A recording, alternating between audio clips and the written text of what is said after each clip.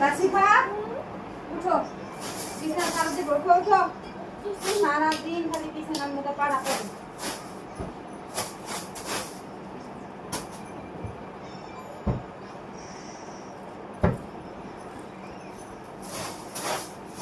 মাটিতে কোনো খেলা নাই, খালি বিছানায় খেলা এদের। খালি বিছানা নোংরা করবে। এই যে খেলনার ব্যাগ,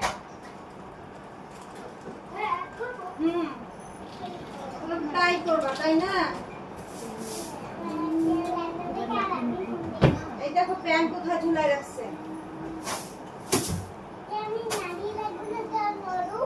এই যে কত খেলনা, এগুলা কি এখানে রাখার জিনিস? তাসিফা, এই খাতা কি এখানে থাকবে? নাও, খাতা কোথায় রাখবে? রাখো, তোমার পড়ার টেবিলে রাখো, যাও। আর এই যে খেলনা, এগুলা এখান থেকে সরাই রাখো। এখানে এটা তো খেলনা রাখার জায়গা না মা। না, তুমি খেলনাগুলো সরাই রাখো। আসসালামু আলাইকুম গাইস, সবাই কেমন আছেন? শুভ সকাল। এই যে আমার বাচ্চারা সবসময় ঘরগুলো এলোমেলো করে রাখে, যে পানির বোতল মোতল সব বেডরুমে এনে রাখছে। এগুলো এখন গুছাচ্ছি, গুছাবো, তারপর সকালে নাস্তা খাবো। আবার শুভ সকাল। আবার শুভ সকাল? তোমাকে এটা দিয়ে তোমার দেওয়া দরকার, শুভ সকাল না। প্যান্টটা তোমার ড্রয়ারে রাখো। আর এই খেলনাগুলো আমি এক সাইডে রাখলাম, ঠিক আছে? এগুলা দিয়ে তুমি পরে খেলবে, হ্যাঁ? আর বারান্দায় রাখলাম। এগুলো খেতে আর অর্ধেক দেবে।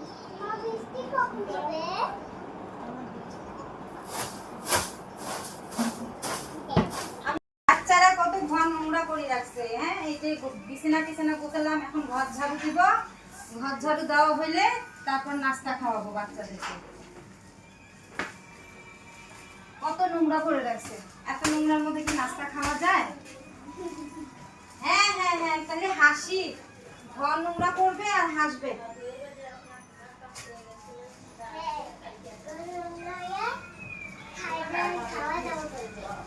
তুমি নোংরা করলে তুমি ঝাড়ু দিবে, বুঝছো? আমি আর দেব না।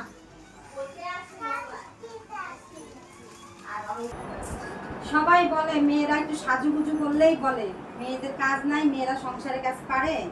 এই যে কত কাজ, সকালে উঠে ঘর ঝাড়ু দেওয়া, নাস্তা বানানো, এই যে কালকের কাপড় ভাঁজ করা, এগুলো এখন ভাঁজ করবো, সব কিছু করে তারপর নাস্তা খাওয়াবো।